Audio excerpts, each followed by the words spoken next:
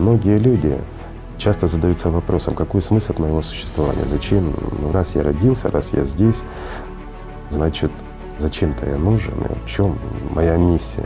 Да вот как раз и миссия твоя, друг мой, в том, чтобы вернуться домой, от дома всех этих. Что значит лотоса крайнего предела? А вот здесь как раз и есть весь феномен. Когда человек духовно свободный, он понимает суть людей. И самое интересное, что я уже говорил, совсем недавно этого явления не было. И многие это чувствуют и задумываются, почему, что это у них такое.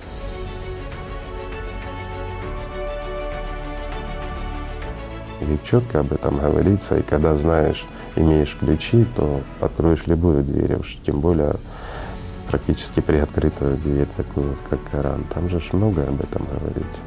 Это никакая не фантастика, это реальность, которая в принципе доступна любому человеку, который способен хоть немножко успокоить своих шайтанов в голове и способен направить свой взор внутрь.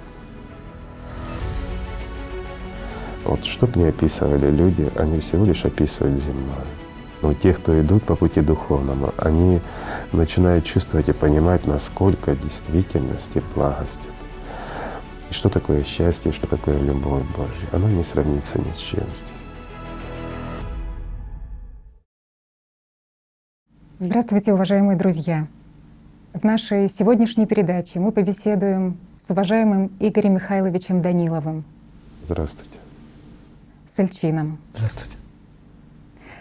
Игорь Михайлович, прошлая передача «Служение» вызвала широчайший резонанс среди людей, и самое ценное и самое важное — это именно живой отклик людей.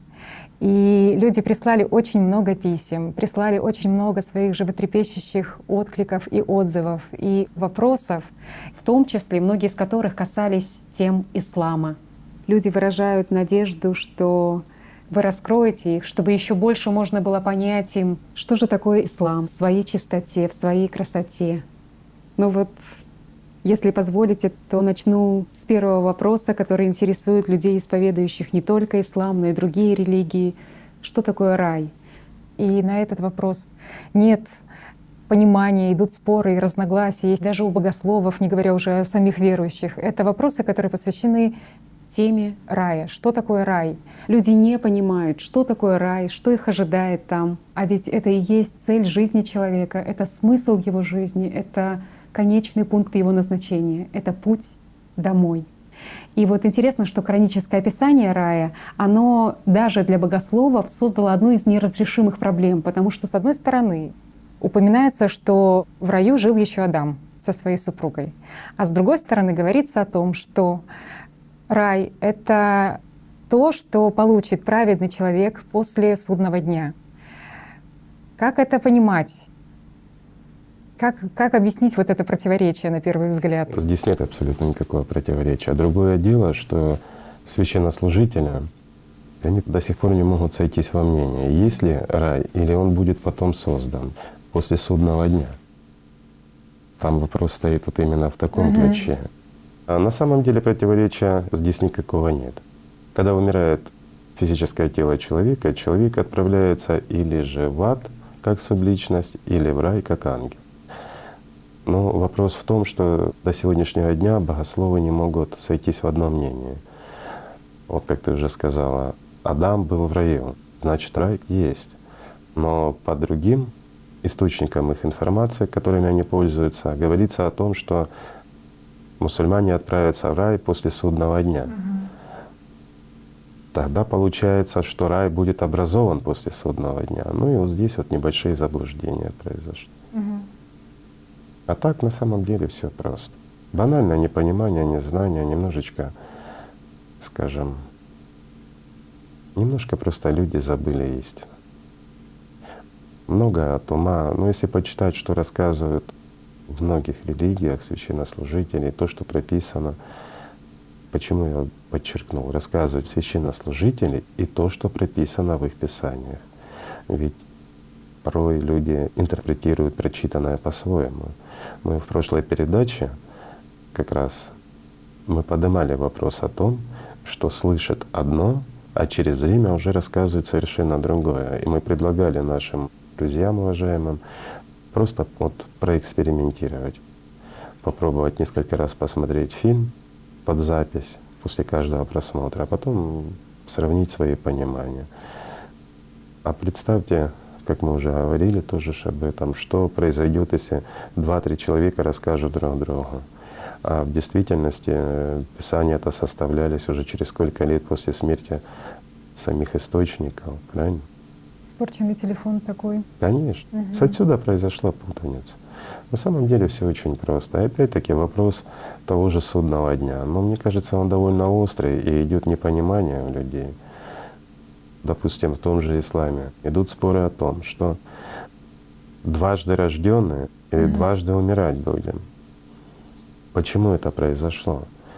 Ведь когда им рассказывалось о субличности, это говорилось о том, что они будут вот как в христианстве, чистилища придут и тому подобное, так и в начале образования самого ислама, когда пророк мир ему, он рассказывал об этом, он как раз рассказывал о нескольких этапах и рассказывал о том, что человек будет вот как в аду, в определенном состоянии.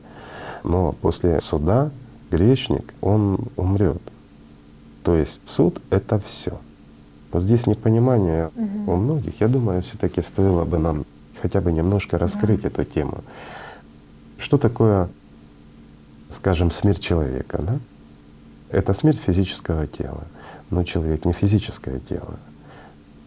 Опять-таки, сознание человеческое — это часть самой системы или демоническая часть, или часть зверя, как говорят. Но человек — это личность, это та божественная часть в нем, которая образовалась благодаря тому, что у него есть душа. То есть после рождения тела приходит душа. Ведь когда ребенок рождается, душа вселяется на 8-й день. И об этом очень много в древних религиях говорится. В принципе, мы по этому поводу много говорили. Есть наблюдения, когда происходят изменения на уровне различных ритмов головного мозга. Ну, это не тема сегодняшней передачи. Но это происходит именно на 8-й день. И вот тогда появляется личность. А до 8-го дня это ничем не отличающееся, скажем, от той же зверюшки существо. Оно одухотворено, но не одушевлено. Да, и вот сегодня очень многие не понимают, а что такое сознание, что такое личность, как они взаимосвязаны и в чем вот эта разница. Нет даже понимания, что такое мозг и что такое сознание, и первичное сознание, и вторичное, не говоря уже о духовной составляющей человека, личности. Люди просто путают. Опять-таки, из-за чего путают? Из-за атеистических взглядов. Ведь когда развивается младенец, развивается и первичное сознание. То есть, или, как говорят, звериный мозг там, или рептилоидный мозг, но по-разному. Мозг и сознание — это разные вещи. Особенно у людей оно проявляется более выраженно, скажем так, чем у зверей. Первичное сознание, оно как раз относится к той части, которая непосредственно через нейронную группу контактирует с личностью. Опять-таки, подчеркиваю, через нейронную группу. Все равно есть некий промежуток между сознанием и личностью. А вторичное сознание, мы уже много рассказывали по этому поводу, сильно не будем повторяться, но вторичное сознание — это как раз и есть те шайтаны, которые шепчут, демоны, которые рассказывают. Но они рассказывают кому? То есть информация получается первичным сознанием, а первичное сознание уже личности. И личность уже финансирует это своим вниманием. То есть, вкладывая свое внимание к той или иной информации, мы ее заставляем реализовываться. Так вот, после смерти физического тела, если человек достигает в течение жизни вот этого освобождения, скажем проще, и он становится свободным, свободным от чего? Свободным от смерти в первую очередь. То есть он становится тем, кого называли раньше ангел. Естественно, он уходит в рай, он становится частью мира духовного, частью Бога. И вот здесь опять-таки возникают вопросы, да? Что значит частью Бога? Частью мира духовного, как неотъемлемая его часть. А если человек, скажем, грешил и был марионеткой сатаны в этой жизни, все его действия были направлены в угоду эгоизма, который ему опять-таки прививается сознанием. А многие ведь, проживая жизнь, даже не ведают, что в них есть и божественная часть. То такие люди становятся субличностью. И субличность хорошо описана в том же Коране, ну и в других религиях тоже, в том же христианстве есть упоминания за это. Я понимаю, что оно, конечно, все эти рассказы, они посредством интерпретаций различных, ну, оно приобрело форму такую не совсем узнаваемую, нет прямого описания. Хотя, опять-таки, как сказать, ведь четко об этом говорится, и когда знаешь, имеешь ключи, то откроешь любую дверь, уж тем более практически приоткрытую дверь, такую вот, как Коран. Там же ж многое об этом говорится.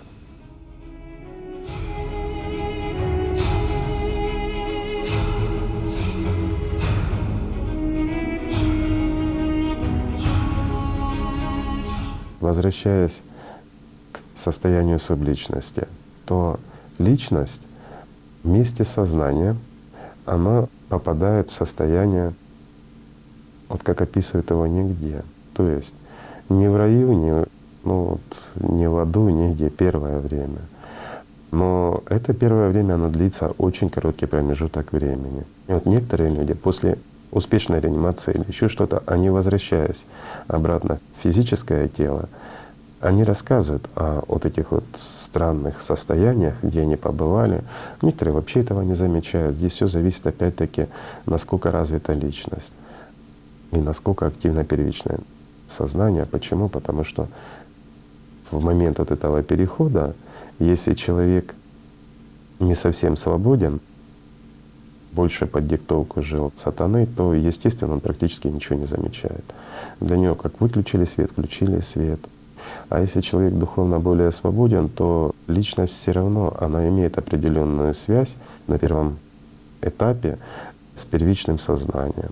То есть и получается, что волей-неволей он запоминает первые шаги, пока не происходит полный разрыв. Ну, так оно функционирует, скажем. Так вот, если человек не заслужил райского состояния, то происходит слияние или же, скажем, образуется субличность. Субличность — это та же личность, которая не выполнила той миссии, для чего она здесь. И, естественно, его сознание остается. Ну, это то, как описывают состояние ада или пребывание в аду. Но это не очень завидное положение, конечно, для субличности. Да, в том же Коране говорится о состоянии грешников, то есть о субличностях в невидимом мире, о том, в каких условиях по ощущениям они будут находиться, пребывая рядом с душой. И вот сравнивают ад джаханом с огнем, с пламенем, с пропастью. Совершенно правильно. Да, и вот рассказано, как те же мучения субличности, они усиливаются каждый раз при перерождении, то есть при смене одного тела другим. И вот, например, в Коране в 4 суре, 56-м аяте говорится о грешниках в аду. Ну, мы не будем пугать, не будем рассказывать, об этом много написано и много рассказано. И у нас были передачи, где мы подробно об этом говорили.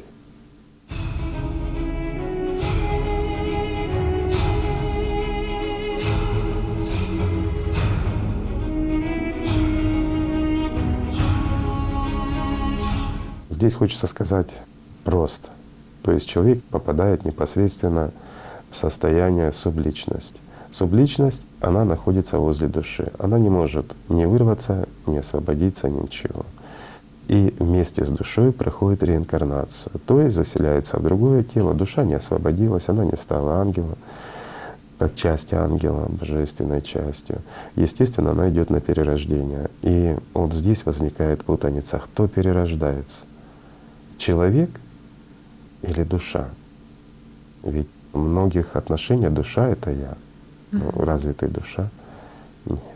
Душой ты можешь стать, когда собьешься и станешь с ним единым целым. Но до тех пор, пока человек не стал свободным, не произошло это слияние, ну, естественно, что он даже не ведает, что такое душа, а многие даже не знают, что она есть. Так вот, когда человек стал субличностью, перерождаясь вместе с душой, он В связи с тем, что он находится непосредственно возле души, он чувствует и понимает свое состояние, свое положение, ведь многое перед ним раскрывается, и он понимает безысходность. И он может чувствовать, что творит новая личность. И вот в этом и возникает парадокс. Ну, в подтверждение тому, что бывают реинкарнации, скажем, они описаны кругом, они описаны в Коране, мы в прошлой Даже в передаче основе говорили тоже есть.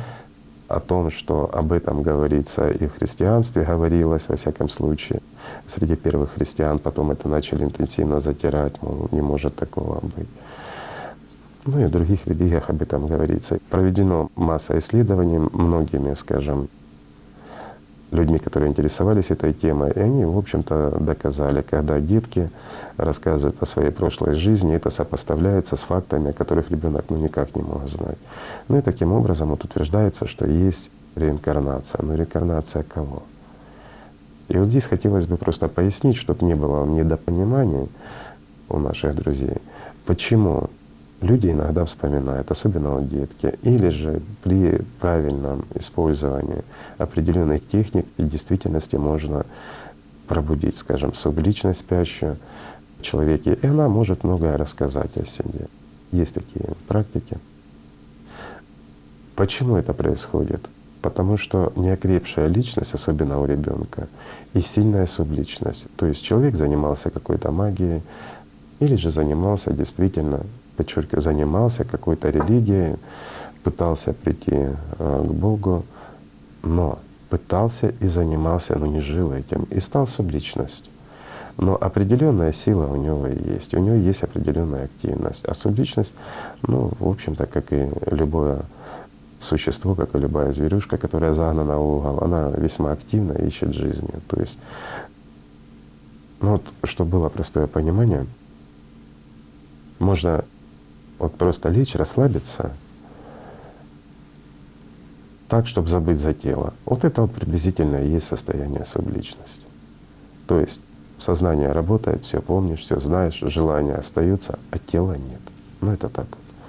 А плюс еще некоторые такие псевдофизические ощущения. Это вот знаете, как когда ампутировали ногу, а фантомные боли остаются. Вот фантомное ощущение тела, оно остается и длительно, в веках продолжается у людей. Просто тела нет. Отсюда боли, жжение, ну, и многое подобное такое, что рассказывали. То есть вот это состояние жгучего огня, которое испытывает. То есть таким образом получается, что субличность, она перерождается из тела в тело, пока или же окончательно не будет, скажем, полностью аннулирована при освобождении личности, или же после судного дня. Каждая новая личность, которая не освободилась, она становится опять-таки той же субличностью. И таких субличностей может быть очень много в действительности. Ну, это опять подтверждается практиками, специальными техниками, как я говорил, когда человек вводится в определенное состояние, и можно найти достаточно много бывших личностей в одном человеке. Бывают, конечно, и спонтанные проявления. И вот хорошо описано за Билли Миллигана.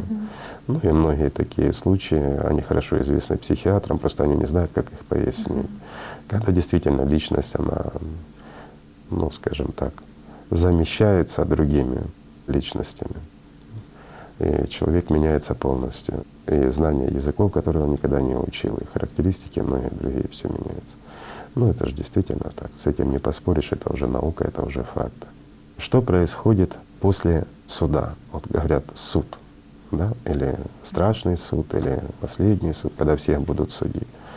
Но на самом деле все гораздо проще. Если человечество недостойно существовать дальше, то принимается решение, и оно прекращает свое существование. Все души возвращаются, и об этом тоже описывается. Они собираются вместе и возвращаются в дом свой.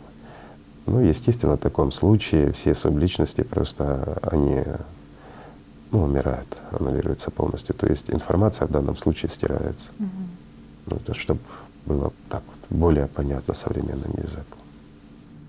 Тоже если возвращаться к теме рая, получается, что эта тема для верующих очень важна тем, что это, по сути, то пристанище, куда должен прийти человек, это Ну, смысл его жизни. Это смысл Да. самой религии, смысл существования самого человека. Вот многие люди часто задаются вопросом, какой смысл от моего существования? Зачем? Ну, раз я родился, раз я здесь, значит, зачем-то я нужен? И в чем моя миссия? Да вот как раз и миссия твоя, друг мой, в том, чтобы вернуться домой. А дома всех этим. И ты выбираешь, жить тебе или умереть. А это промежуточное состояние, существование, то, что мы называем жизнью, оно как раз и дано для твоего выбора, чтобы ты определился. Тоже хотелось бы поговорить о том доме, то, что ждет праведного. Да, описание рая, имеешь в виду. Описание рая, да, просто что Ну, оно очень противоречиво так. В любой религии, чтобы вы не взяли, оно все описывается как сказка. И все всегда привязывается к материи. Почему? Хотя есть и четкие указания на естественные те состояния, которые будут там, и указываются на то, что ждет человека. Но в то же время вот как раз шайтан и нашептал. Вот в исламе мне, например, ну если говорить языком земным, мы допустим себе такую шутку, понимание рая, что ждет мусульманина после смерти, ну, скажем, если выбирать между христианством и исламом, исходя из земной жизни, из наших привычных существований, так как вот мы являемся представителями мужского пола, мне в исламе нравится больше. Мы можем озвучить, что же ждет человека по представлению Ну, давай сознания. озвучь. Ну вот И вот согласитесь, с этим тяжело поспорить. то, что обитатели рая, они будут возлегать на расшитых ложах, что они будут украшены серебряными украшениями, что там их ожидают также райские гурии, Мгм. А дальше что? что праведникам будут даны вечно молодые супруги или их вечно молодые супруги, или райские девы, гурии, которых Так, или приблизительно то, или 72. И то, и то. А, и то Да, будет. да. 72. Да, про супруг не забыли. Да, и возраст Говорю. обитателей рая будет Есть над чем задуматься. около 33 лет, достаточно молодые, полны сил. И ну вот такая, знаете, как-то рисуется праздная жизнь, очень перекликающаяся с фильмом, который С недавно- мечтами. Да. Обычного, обыденного, я бы даже сказал, человека в преклонном возрасте, не молодого. Есть один смешной хадис в эту тему, когда говорится, что якобы пророк сподвижникам рассказывал про то, что там мужчина может там столько-то раз быть женщиной. И когда сподвижники спросили: о посланник Аллаха, неужели столько раз? Он говорит: да, там ему дается сила 100 мужчин. Такое, понимание, Мечты что системы. некоторые люди, да, просто свои какие-то несбывшиеся там мечты, свои Конечно. желания, они просто их озвучивают. Вот здесь ты абсолютно прав, говоря проще. Оно понятно, с одной стороны, что это мечты, это желания, это попытка соблазнить человека, как-то его вот привлечь чем-то. Вот здесь ты не имеешь, а там ты будешь. Но а как же ж утверждение о том и понимание? Это испокон веков во всех религиях, что ангел — существо бесполое. И вот представьте теперь, не имеете вы пола, тела не имеете, ибо тело — это часть материальная, а вся материя, она принадлежит сатане, вся. Только дух — Богу. Ибо дух есть Бог, и все божественное — это дух. Нет пола, нет тела. И вот здесь вот есть один маленький вопрос. Чем же ты будешь возлежать на подушках? И зачем тебе эти прекрасные 72 девы, Если ты дух. если ты дух? А если, это мы говорим о мусульманине, а если мусульманка, у нее тоже 72 девы будет? Супруги. Только там возникают вопросы. У них только супруги. последний или если несколько было. Да. Кстати, мужчинам лучше в исламе. К сожалению, даже в этом вопросе немножко обделили женщин. То, А в что- обещаниях, в смысле, да? Да. Ну, на самом деле Бог милостив, никого Он не обделяет. Это мы люди. Разделяем на женщин, мужчин, мы разделяем на ислам, христианство, буддизм или еще что-то. У Бога нет разделения. А мы здесь делим не только на ислам или на христианство, мы еще и ислам делим, и христианство делим. И в том же христианстве мы говорим, не ходи в ту церковь, там плохо. И в том же исламе мы это говорим. Получается, что все люди — это единое творение Бога. Мы все молимся одному Богу, но разделяемся. Вот в этом беда, конечно. Вот интересно, что ведь в хадисах пророк говорил о том, что то, что получат праведники, невозможно описать и невозможно понять вот обычным человеческим каким-то понятийным аппаратом. Невозможно. Да, что Это действительно так, потому что не с чем сравнивать. Все, что мы здесь имеем, мы все имеем временно. И все это принадлежит, еще раз говорю, сатане. Единственное, что принадлежит миру духовному, это наша душа, не мы. Для того, чтобы мы тоже стали частью мира духовного, нам нужно эту жизнь использовать правильно и праведно. И вот тогда мы будем иметь шанс принадлежать миру духовному, стать его неотъемлемой частью. Но для этого надо трудиться над собой. Просто так ничего не будет. Михайлович, вот тоже говорится очень много о пути в рай и описывают в разных религиях даже то, что будет некая многоступенчатая пирамида. В исламе, в Коране говорится о вершине, которая увенчана лотосом крайнего предела. Можно ли как-то пояснить это? В действительности это исходит от древних пониманий, что такое человек, которые базировались на исключительных пониманиях и знаниях. На сегодняшний день мы, к сожалению, не имеем такой техники, просто ее нет в природе, для того, чтобы оценять, как говорится, конструкцию самого человека, энергетическую конструкцию его. И человек ведь имеет по энергетической структуре пирамидальную форму в действительности. Но когда он достигает лотоса, крайнего предела, конструкция меняется. Мы об этом говорили, это хорошо описано в «АЛЛАТРАе». Это факт, с которым не поспоришь, потому что это еще и отображается в древнейших религиях. И опять-таки та же пирамида в данном случае может рассматриваться как этапы продвижения самого человека или как вот лестница Иакова, ведущая на небеса, да, состоящая из ступеней.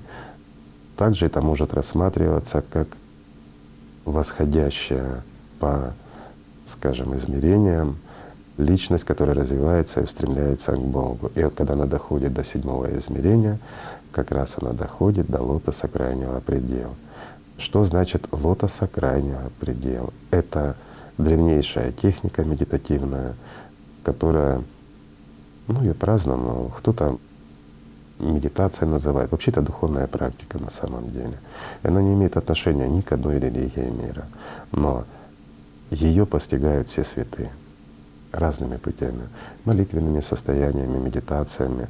Но это единственный путь, скажем так, общения с Богом, то есть через внутреннее состояние. Это чувственный контакт.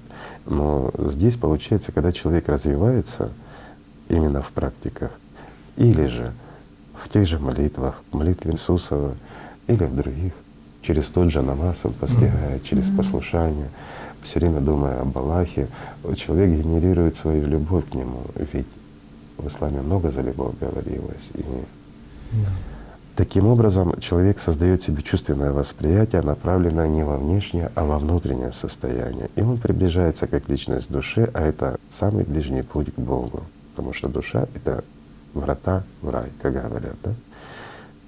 И вот достигнув 7-го измерения, это есть лотоса крайний предел. Почему? Потому что это вершина медитативной практики лотос. То есть крайний предел лотоса — это переход в божественное состояние, то есть переход в мир духовный. Все очень просто. Но тогда раскрывается все. Но опять-таки раскрывается состояние 7-го измерения, или же уже выход, скажем, в духовный мир. Но утрачивается понимание и видение мира земного, трехмерного. Это мы в прошлой передаче приводили пример о лотосе, который с болота прорастает, да, из этих мутных вод. Вот аналогично. Вырвался из болота земного, мирского и мертвого в живое и бесконечно. Михаил, вот вы сказали, что чтобы достичь этого состояния, человек может достичь этого состояния и через намаз, и через духовные Через молитву, практики. ну так люди же И вот постигают. интересно, что когда говорят о том, что Аллах смотрит на состояние сердца человека, про то, что Аллах не будет взирать на лица людей. Это в действительности так. Но вот навязывают, это угодно священнослужителям. Да простите меня, я ничего против не имею, честно говорю. Но просто эта манипуляция, она идет из древности. Когда рассказывают, что Бог видит каждый твой шаг, не Бог видит, сатана видит. И вот здесь путание богов, но у каждого свой Бог. У атеистов и грешников Бог сатана. У людей верующих, вот у мусульман, у них Бог Аллах, Бог. И каждый идет своей дорогой, каждый выбирает тот путь, которым хочет жить. Но, подчеркиваю, Бог не может видеть мертвого. Оно не существует. Это нам кажется, что мы существуем. Мы здесь можем причинить друг другу обиду, мы можем друг другу причинить боль и страдания. Но это остается здесь. Это за пределами живого. Оно не интересно никому, кроме сатаны. Таким образом он держит нас здесь, и он множит это зло. Но опять-таки, чем он это творит? Нами, нашим языком и нашими руками. Разве не так? Ну разве не так, друзья мои? Ведь он не подходит и не заставляет тебя принять то или иное решение. Он тебе всего лишь кидает мысль, друг мой. Но ты реализовываешь зло. Ты начинаешь плохо думать о других. Ты начинаешь возносить и хвалить себя. Ты причиняешь кому-то боль и страдания и обижаешься на других, когда они также поступают с тобой. Почему обижаешься? Потому что тебе обидно, гордыню задели. А вот здесь как раз и есть весь феномен. Когда человек духовно свободный, он понимает суть людей. Он понимает, как действует сатана, он знает. Когда он духовно свободен, он не может обижаться. По крайней мере, на того ангелочка, который находится в крайне тяжелом состоянии, которому диктует сатана. А что такое сатана? Это всего лишь прописанные программы.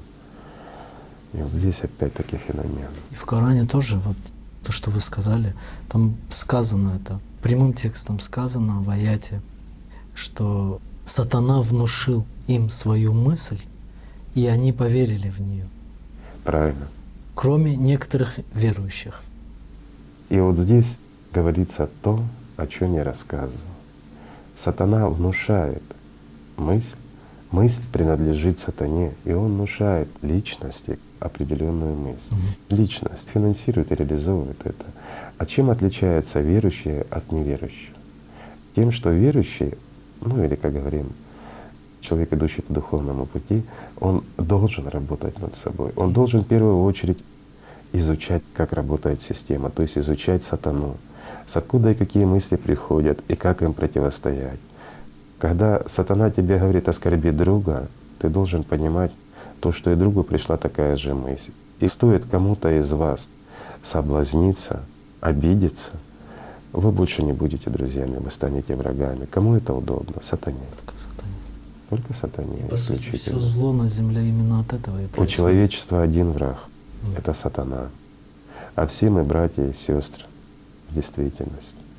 Разделяет нас только сатана, но он не разделяет через что-то или кого-то, он разделяет через нас, через наши же поступки, наши действия, через наши слова. И вот отсюда все и произрастает. Инструмент сатаны — это ты, мой друг, Пока слушаемся. пока ты слушаешь этого Да. сатану. Как говорил пророк Мухаммед, мир ему, самый большой твой враг — это твой нафс, и сокрыт он в тебе самом. Поэтому он и был пророком. Да. Он знал суть.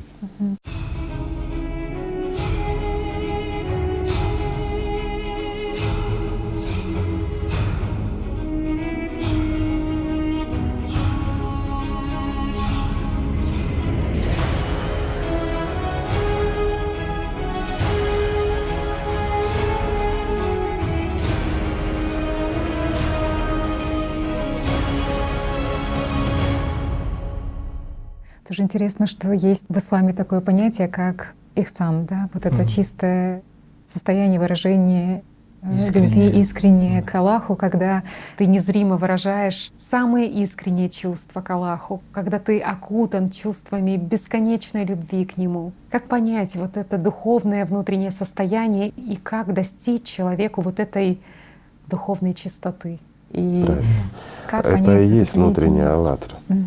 А что такое аллатра, как мы не раз говорили? Это сила Бога, которую человек чувствует, которая порождается в нем.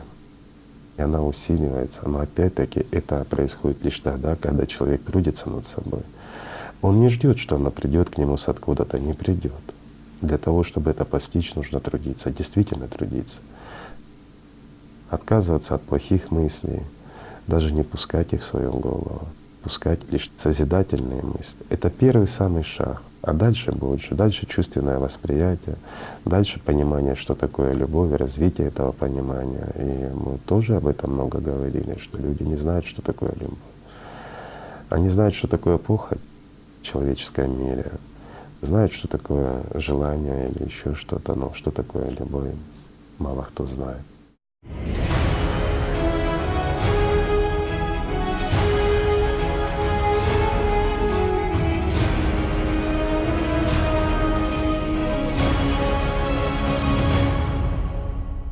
По сути, самое важное, оно извращено и Конечно. подменено. А ведь это это же самое самое важное. важное.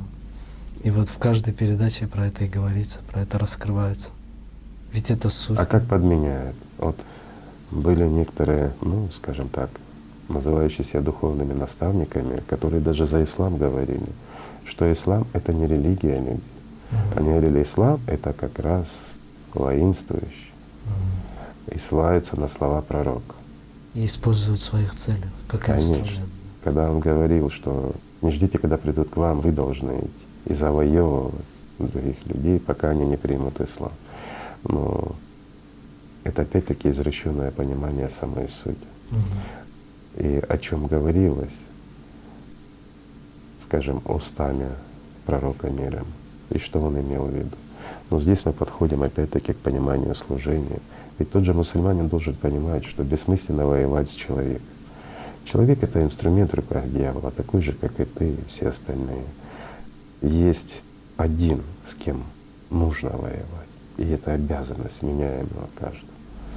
Это твой нафс, Совершенно твой правильно. эгоизм. А убивая человека Это другого, сатана. Сатаной должен Да. бороться и с этим негативом. А убив человека, ты убиваешь ангела. ангела, который мне Скажите, если ты убил ангела, будет ли тебе рай?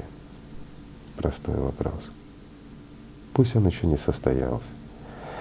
Но есть другое выражение, и об этом также говорил пророк мир ему. Это о тех, которые как личность мертвы, и у них хозяин дьявол. Они обречены, и они являются как собаки бешеные. В понимании, что такое бешеная собака, это необратимо больное животное, которое распространяет заразу. Они вредны. Ну и с учетом того времени и было предложение их изолировать, скажем так, от общества, может быть, не весьма гуманными методами, но время такое было.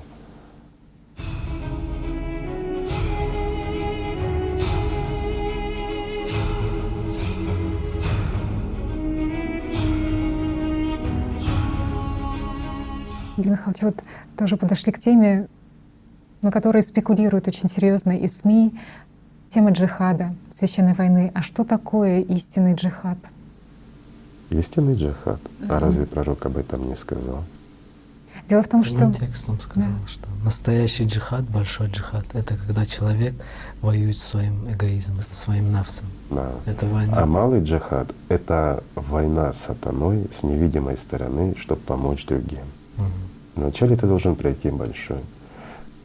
Но это касалось каждого, кто называет себя мусульманином. А это не война с другими или инакомыслящими. Но на самом-то деле не с инакомыслящими борются, а с теми, кого можно завоевать, у кого-то что-то можно материальное забрать. За что воюют люди? Мы не берем мусульман, мы берем всех, и люди все одинаковые. Они воюют за чужое, чтобы чужое сделать своим. Ну разве не так? Ради чего люди обманывают друг друга? ради того, чтобы завладеть чужим. Хоть и прикрывают это все какими-то лозунгами, какими-то Совершенно идеями правильно. И благородными. зачастую прикрывают это религия, что Именем Богу Бога, так да. угодно. А разве угодно Богу, чтобы, ну скажем так, вот представь, друг мой, у тебя дети, и Богу вдруг угодно, чтобы пришел кто-то, какой-то дядька и убил твоих детей. Можешь представить это? Тебе это понравится? Если тебе это не нравится, почему это должно нравиться Богу?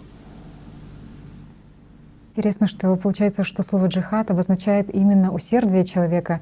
И говорится, что джихад, он должен совершаться для распространения ислама. Но ведь ислам — Обязательно. это же… А вот здесь мы подходим к интересному. Большой джихад — это победить в себе сатану. Это самое сложное и первое, что должен сделать человек. Без этого невозможно открыть врата. Никто перед тобой их, вернее, не откроет. Но побеждая его в себе, ты должен совершать и малое. Это потребность. Когда ты чувствуешь, что Бог есть, когда ты это чувствуешь, когда ты это знаешь, когда в тебе кипит любовь Божья, ты не сможешь не делиться этим. И вот здесь на втором месте стоящий после большого джихада наступает малый. То есть нести и рассказывать другим, показывать. Почему и говорил пророк, мир ему, что ислам должен быть во всем мире.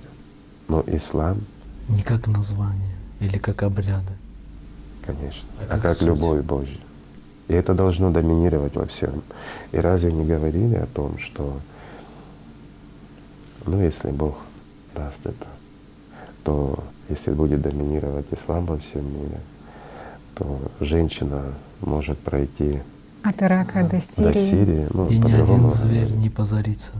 Да, что из сердец людей уйдет вражда, и Ни что один. если женщина пройдет от Ирака до Шама, до Сирии, то каждый ее шаг придется на сочную зеленую траву, и она сможет показывать свои украшения, и ни одно животное не набросится на нее, и не испытает она страха. И вот здесь очень многое сказано, а интерпретируют каким образом, что она может быть в украшениях, и ни один зверь, но имеется в виду толкование, это звери обычные, там собаки, кошки, кто там у нас еще зверь, не обидят ее. А ведь говорилось о звере человеческом как составляющей, неотъемлемая часть. И Почему? украшение же другое И имелось. украшение имелось в виду другое. Но почему ни один зверь не нападет на нее? Потому что он будет приструнен во всем мире. Но ведь тогда же говорилось и о том, что никто не будет властвовать никем. Это что же так? То есть один человек не будет властвовать над другим человеком, но человек будет властвовать над сатаной, то есть над своими мыслями, над… И тогда гармония будет. Ну, так должно быть среди людей. А вот мы говорили, для того, чтобы распространить любовь по всему миру, ислам по всему миру, необходим вот этот джихад, да, усердие. Но для этого же нужно и понимать того врага внутреннего, который есть в человеке. И А вот для этого человек должен учиться и усердно работать над собой. Не просто выполнять намазы для того, чтобы выполнить их определенное количество какое-то. И Ну, якобы да, это время зачтется. думаю Не о чём-то зачтется. другом, о мирском. Совершенно правильно. Ведь это время выделено для того, человек выделяет, чтобы напомнить себе о самом главном. И всецело отдать Но он не себя. должен утрачивать этого состояния. Намаз — это то, что единожды начавшееся, оно должно продолжаться, пока человек не откроет врата. непрерывные. Да, пока перед человеком не откроют врата райские. Это непрерывное состояние, а намаз — это еще более усердно. Для того, чтобы усилить это все. И в повседневности во время намаза вообще не должен сатана вмешиваться в его молитву. Разве не так? Конечно. А между намазами человек должен изучать, как воздействует на него сатана, как это происходит и почему человек, кажется, зная даже все эти приемы, все равно попадает под его власть. Почему он манипулируем управляет, пока не освободится. А не освободившись от оков сатаны, человек не будет свободным. А разве раб сатаны может войти во врата райские? Простой вопрос. Нет, конечно. Поэтому есть зачем, есть за что трудиться и для чего. Но награда, вот что б ни описывали люди, они всего лишь описывают земное. Но те, кто идут по пути духовному, они начинают чувствовать и понимать, насколько в действительности благость это. И что такое счастье, и что такое любовь Божья. Оно не сравнится ни с чем здесь. Но это знают те, кто действительно к этому стремится, а не те, кто ничего не делая, ведя обычную земную жизнь, тешат свою гордыню и мечтают о большем. Те всего лишь знают одно, что они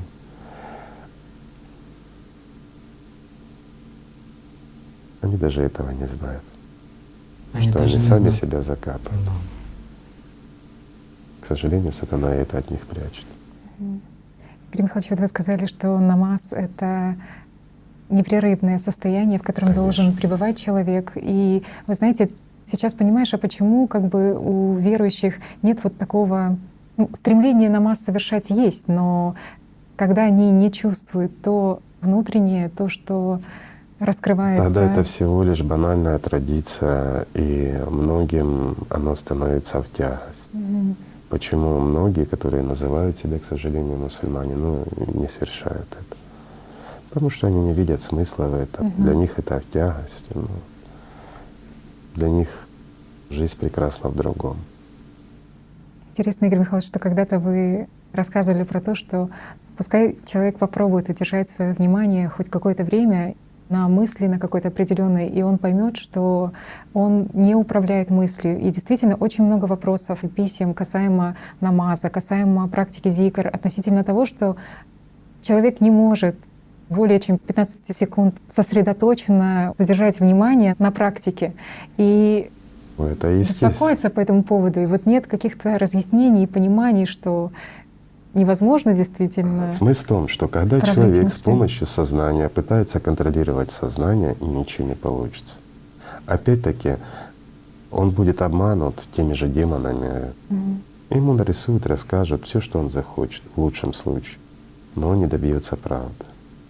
Ведь первое, что постигает человек на пути к миру духовному, это то противостояние, которое оказывает его действиям, духовным действиям, сатана. Почему? В мыслях, в проблемах, которые начинают возникать вдруг резко, отвлечениях, и банальное нежелание твоего же сознания, и даже внутреннее отторжение от того же намаза, или той же молитвы, или той же практики. Или сразу появляются дела, которые более важнее. Важнее чего? Важнее жизнь. Дела какие? Дела земные, временные. Но ведь так, Что может быть важнее общения здесь и сейчас с конечно. духовным миром. А это почему? Потому что люди не чувствуют, и они делают это умом. Мгм. Но первые шаги, они должны идти умом. А как по-другому? Но весь смысл заключается не в том, что просто, скажем, преклоняться или стучать лбом о пол и изображать из себя святость. Как физкультура, А смысл заключается в том, чтобы настолько победить сатану, чтобы перед ногами Аллаха кинуть всех бесов в голове и само тело земное подавное. Вот в этом смысл. То есть заставить демона поклоняться. Преклониться. Да. Преклониться перед собой, перед личностью и преклониться перед Аллахом. Вот это и есть мусульмане. А другого человека, который слабее, заставить можно. Заставь беса. Да. Сильный не тот, кто побеждает других, а тот, кто побеждает себя. В данном случае не себя, а сатану, Сатану в в себе. себе, да. И вот здесь смотри, сильный тот, кто побеждает себя. Человек невольно ассоциирует себя с сознанием, и себя ты победить не сможешь. И получается путаница опять. Конечно. А ведь все на противоречиях, на путанице, оно и создаются такие вот ловушки, в которых личность не может обрести свободу. Особенно заставляя людей сознанием воспринимать действия духовные. Но как может человек с помощью инструмента сатаны, то есть с помощью тех же демонов, выполнять духовную практику? Никак. Это будет просто игра. Разве дьяволы молятся Богу? У них свой Бог. Свой Сатана. Бог, да. Мгм. Вот этот момент, то, что Татьяна сказала, что разве что-то может быть важнее вот этого стремление, вот раскрытие перед духовным миром. А получается, люди, они годы ложат на религию, но как такового результата не появляется. Нету вот этого чувства. Внутренней взаимосвязи с Да. миром духовным и не чувствуется. Но зато как они меряют и как им рассказывают. Если ты получил что-то, заработал, Бог тебе дал. Мгм. А если ты что-то потерял, Бог тебя наказал. Мгм. Ну и человека То есть получается мирским все меряется, да? сатанинским. Ведь власть у кого здесь? Власть у сатаны, но не у тебя. Хотя даже если взять и просто внимательно прочитать Коран, ведь в скольких аятах говорится про то, что мирская жизнь — Я это скажу всего проще. лишь труха. Проблема в том, что пророк мир ему, он принес сюда алмаз высочайшего качества и чистоты, но люди его огранили. Мгм. И вот под каждой гранью он истолковывается по-своему, понимаешь? Мгм. Но суть его — алмаз и чистота. Но грани, они отражают разное. Мнение людей начинают отражать, а не свою внутреннюю суть. И на вот этих отраженных мнениях строится уже религия. Но это же вводит в заблуждение других людей. И вместо того, чтобы идти путем прямым, а ведь ислам — это прямой путь, люди начинают идти в другую сторону. Да.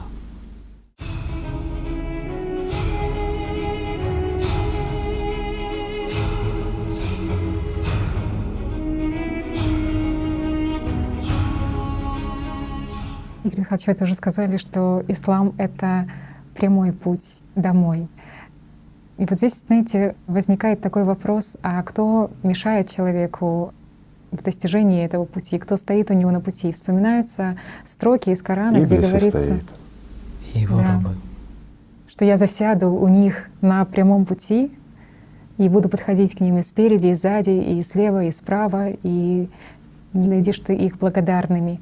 Это, ну, как-то разъяснить, может быть, поможет Но людям понять, опять-таки о чем это говорится. указывает на древнейшие знания, которые были еще очень давно. Но рассказывалось, опять мы сегодня вот уже упоминали о конструкции самого человека. И конструкция человека энергетически очень сложна. Когда-нибудь и наука к этому придет. Но люди, занимающиеся на практике, выполняющие определенные практики, когда они начинают чувствовать, увидеть и просто прочувствовать, вот, скажем, как мы чувствуем руками что-то, конструкцию человека невозможно. А когда человек духовно развивается, он начинает чувствовать это. Это не галлюцинации, это не фантазия человека, это практика. И он начинает чувствовать 4 стороны, скажем так, своей конструкции, которая каждая отвечает за свое. И эти конструкции, они все равно земные, они все равно принадлежат миру мертвому. Это так называемые сущности, вот как их в определенных религиях их называли. Так. Это сущности, которые сопровождают человека, и они всегда находятся подле человека. Вот в китайских религиях об этом хорошо рассказано, и они, скажем, наделяются характеристиками соответствующими, кто за что отвечает. Но есть и определенные практики, они, кстати, в «АЛЛАТРАе» хорошо описаны, как развивать себя. То есть отбросив религиозность и просто вот как медитация, ну, чисто функциональная практика. Для чего? Для того, чтобы мысль еще не пришла, а человек уже чувствует, что, скажем, на него совершена определенная атака. И срабатывает, ну я бы здесь сравнил, представь, ты берешь электроприбор, а в нем произошло короткое замыкание. Тебя может ударить током. В современных системах стоят защиты. Как только произошло замыкание, ты прикасаешься, скажем, к электропроводу, там, аленому или к механизму, который может током ударить, тут же срабатывает автомат, и электричества нет. То есть это защита. И вот довести можно до такого уровня не можно, а необходимо при духовном развитии, что как только начинает мысль от шайтана подходить, срабатывает защита, и ты еще больше окунаешься в мир духовный, скажем так, вот в любовь Божью. Ну, это правильно. Тоже интересно. Это уже на автомате это работает. Но к этому надо прийти еще. Вот вы говорили как раз про мысли, и действительно в Коране есть аяты, где Аллах сказал Иблису о людях: «Возбуждай своим голосом, кого сможешь». То есть для того, чтобы люди как раз сами выбрали, кому служить — Аллаху или сатане. То есть возбуждать — это давать импульс, это давать толчок, стимул, подстрекательство, наущение. И вот интересно, что в физике возбуждение — это как раз и есть создание вихревых токов, а в биологии это реакция на раздражение, то есть переход от состояния покоя к действию. То есть понимание того, как именно действует Иблис. То есть это он действует посредством возбуждения внимания личности к той или иной мыслепрограмме о земном. Но дело в том, что человек, он слышит мысли. У него есть, скажем, мы слышим ушами земными, но мы слышим еще и внутренний мох. И вот эти мысли, они навязываются нам как бы через внутреннее ухо. Так. Вот сформулируй, как ты воспринимаешь мысль. Или вот ты, мой друг, как ты воспринимаешь мысль. Вот мысль пришла. Ведь вначале она приходит порой как картинка, образ. А чаще всего ты ее улавливаешь, когда ты ее уже слышишь. То есть кто в тебе озвучивает эту мысль? Вот посиди тихонько, расслабься и просто просмотри за своими мыслями. Даже просмотри за тем, как ты смотришь. Вот просто. И поймешь, что мысль — это не ты, это не твоя мысль. Попробуй сосредоточить ее, ну, к примеру, на гвоздике или скрепочке на какой-нибудь. Положи перед собой и попробуй посмотреть. И тебе первое, что скажет твое же сознание: ну что я должен на нее смотреть, что здесь интересно? Ты скажешь: нет, я вот должен смотреть, я же эксперимент провожу. И вот там сзади ты поймешь, что ни первым, ни вторым не являются твои мысли. А твоим, оказывается, это вот там далеко ты наблюдаешь за этими артистами, которые в твоей голове тебя же изображают. Вот это и есть шайтан. Они с тобой и играют, друг мой. Да, земная жизнь, потеха и игра. И вы знаете, теперь есть понимание, что именно в мыслях начинается вот эта игра, обольщение сатаной. И возникает вопрос, а как понять вот это выражение, что Иблис засядет на прямом пути человека к Аллаху? Ведь это же говорится о процессах в невидимом мире, потому что человек не является телом, человек не является сознанием, потому что тело и сознание — это как раз земное, это тленное, и это то, что принадлежит Иблису. А человек — это личность, человек — это дух, который стремится домой, к Аллаху. И вот здесь как раз рассказывается о личности, которая, опять исходя из конструкции человека, личность, она находится не в голове.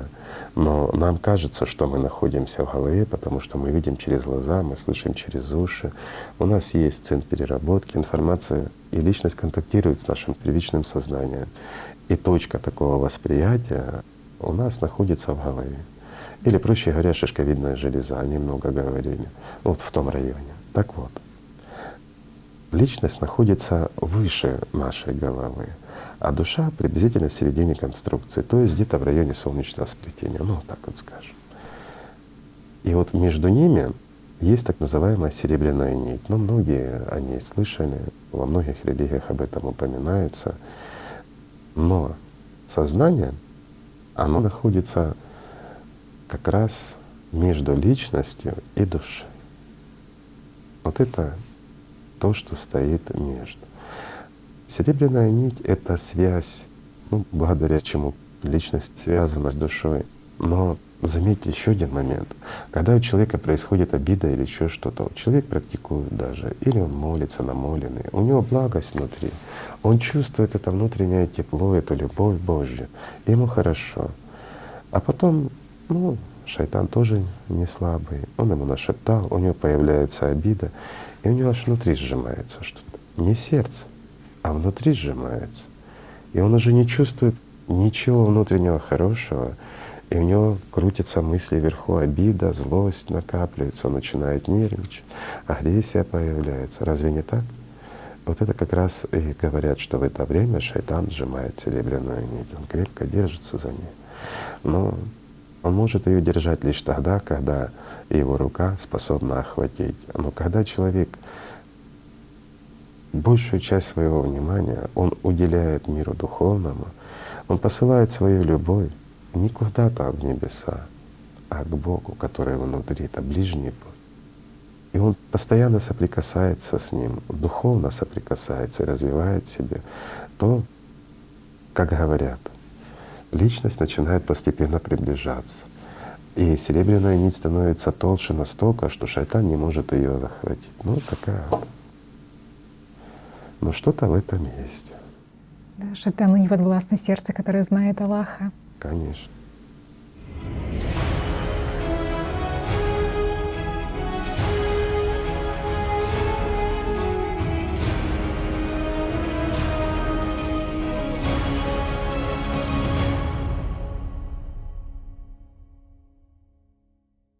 Игорь Михайлович, вот тоже к Иблису применяют глагол «нашептал». И вот в Коране сказано, что именно дьявол нашептывал Адаму стремление достичь власти неприходящей. Что шептать, что ворожить. Ведь когда человек ворожит, ну или занимается магией, он ведь не выходит и не орёт. Ведь это же сосредоточенное шептание. Но именно так действует и демон по отношению к человеку. И кто ворожит в это время? Кто занимается магией? Тот же шайтан. Но есть и личность, которая стоит в это время сзади и грустит, потому что чем же занимаешься? То есть все мысли, все, что происходит с человеком, это Это и моменты, есть шепот сатаны. шепот сатаны, и это ворожба и магия получается. Ну, ворожба и магия — это Мгм. когда мы вкладываем, скажем, свое внимание в предмет какого-то желания земного и мертвого.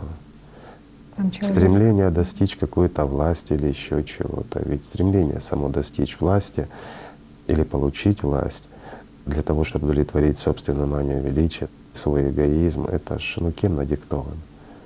Ну разве не так?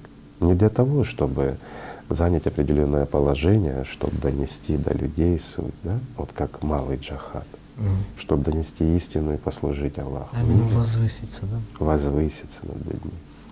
Ну ты ж уже возвысился, значит, с тебя хватит. А многие чувствуют и понимают эту обреченность, и они начинают искать пути выхода, строить храмы, еще что-то. Якобы это зачтется. Ну и такие же жаждущие материальных благ, их за это возносят, даже имена их не пишут на колоколах, на храмах, там еще что-то. Ну это ж все глупость, это ж все земное. Вот вы как раз такую тему подняли. Тоже говорится в исламе о том, что неверующие многобожники, они будут находиться от Господа за завесой. И вот это понимание многобожия в современном мире, потому что люди думают, что это какой-то там архаизм или историзм, выражение, которое вышло из оборота, Нет. и представляют себе это как-то, что есть многобожие в современном мире. Ведь человек, ставя во главу угла культ власти, денег, Это есть боги, кумиров, которым они молятся. Есть у человека кувшин воды. И он может этот кувшин воды использовать по назначению. И спить его для того, чтобы не умереть и дойти домой. А может им напоить какую-то зверюшку, чтобы она преклонялась перед ним. Как поступает мудрый? бережет Каждую источник каплю. свой, да, Для каждую того, каплю. чтобы хватило дойти домой. Ибо дома его семья ждет, его любящие друзья, ибо там дом его. А как поступает глупец? Он начинает раздавать эту воду всякому зверю, по пути встречающимся, чтобы они шли вокруг, и хором пели и возносили, какой он молодец, что он умнее всех, что он добрее всех, и какой он замечательный, и что все врата рая перед ним будут открыты. Придет этот глупец домой или нет? Нет. Потому что просто он глупец. А разве не так мы живем в мире это?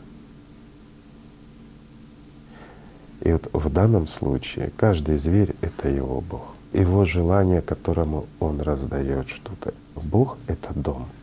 И надо понимать, вернуться домой — это вернуться туда, с откуда пришла его душа человеческая. Но он имеет возможность соединиться с ней и вернуться домой. Не будет души, человек не вернется. Человек, в отличие от всего, от всякого зверя, он единственный, у кого есть душа. А как же ж можно тратить силу на бездушную тварь для того, чтобы уподобиться ей или послушать от нее лесть? Ну а разве не так мы поступаем, друзья мои? А чего мы желаем? А есть еще и такие, которые, ну вот сейчас вы упомянули тех, кто желает власти, а есть и те, которые не желают только подчиняться. Именно, Даже желание подчиниться — это есть не что иное, как власть. да, просто оборотная Подчиняясь, сторона. манипулируешь Да. другим. И мы с этим сталкиваемся, особенно в семьях, коллективах. Ну, это всего Да и лишь. в самой религии, опять-таки, что происходит? Люди, они вместо того, чтобы самим работать, самому стремиться к Они Всевышнему, перекладывают ответственность на… слушают. А кто получается вот эти все люди? Они получаются ихние боги. То есть если Конечно. этот человек говорит тебе, Если как он жить, слушает, скажем, своего наставника духовного, который говорит ему глупость и ведет его по ложному пути, но он преклоняется, чувствует, что это не так, он понимает, что его слова не соответствуют со Святым Писанием, но он ему подчиняется. Значит, Бог этого человека, вот этот смертный. смертное существо, пред Да. которым он преклонился, и удел его такой же, как удел вот этого человека, который возомнил о себе, что он Да. Бог.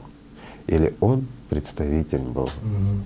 То есть человек, как вы сказали, не слушает Писания, не слушает слова пророков, которые приносили эти Конечно. Писания, а слушает таких же смертных. Которые ведь- также заблудились, как и он. Про это тоже сказано в Коране, во 2 суре, 165 аяте. Конечно. И здесь все правильно сказано, это очень глубоко. Если ты что-то любишь больше, чем Аллаха, значит, то является твоим Да. Богом. В этом смысл. Игорь Михайлович, я хотел бы еще такой момент отметить, что по поводу вот этих многобожников.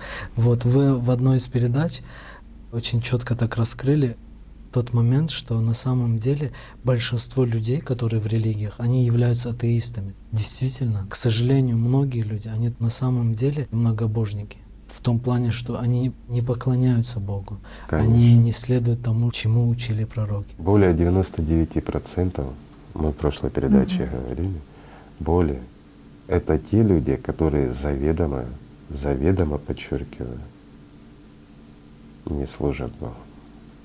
И вот один оставшийся процент, большинство из них, превалирующих, не будем шокировать цифрами, они, всего лишь считают, что они ему служат, Да. а служат единицы. Вот это правда сегодняшнего дня. Хотя Все меняется. было бы Иншаллах. желание у тех, конечно, Это тоже поменяется. было бы желание у тех, кто действительно служит Богу, скажем, пройти не только большой Но и джихад, малый. но и мало. Да. И всё Ведь это наладится. так важно, да. Конечно, ведь люди — это мир людей. На самом деле не для сатаны Бог создал этот мир, а для людей. Для того, чтобы они могли прийти сюда и победить. Не проиграть, а победить. И каждому Он дал такой шанс. Но выбор людской. Это как доказать Всевышнему свою любовь и свою Конечно. благодарность показать. И вот многие люди говорят: я ведь не видел истины. Как ты не видел истину? Ведь каждый сталкивается, каждый чувствует, каждый видит. Не захотел. Соблазнился другим. Это ж выбор, разве не так? Вот вы, Игорь Михайлович, только что сказали про то, что среди 1% даже вот этих людей очень мало тех, кто искренне чувствует Бога. И ведь именно об этом говорил пророк Мухаммед, мир ему, о том, что аяты Корана станут пусты. Вот что понималось под этим, то, что станут пусты, то, что люди не будут видеть истинного смысла, что не будет ключей знаний для понимания того, что там написано. И настанут такие времена, когда люди не будут понимать, что такое прямой путь к Богу, что такое мир духовный. И в эти времена именно придет тот, кто возобновит знания и укажет прямой путь, имам Махди. И вот вы в прошлой передаче подняли вопрос про знамя Махди. И я бы хотела зачитать то, что вы сказали, потому что возникли недопонимания у людей относительно этого вопроса. Вы сказали, что войско Махди — это войско верных Аллаху, которые готовы выступить вместе с самим имамом под знаменем, на котором будет написано одно слово. Имя, которое должно быть написано на знамени — это Аллах, Бог.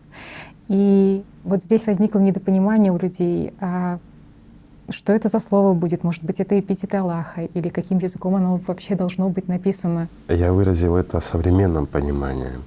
А если подходить от исконного, то, скажем, в те времена было такое понятие, как знакопись. Мгм. И писали знак. Есть разница между установкой знака и написанием знака. И вот суть отображалась как раз на передаче или же написанием знака.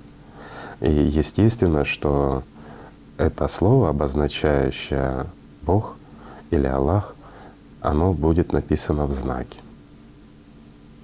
То есть это не современное понимание.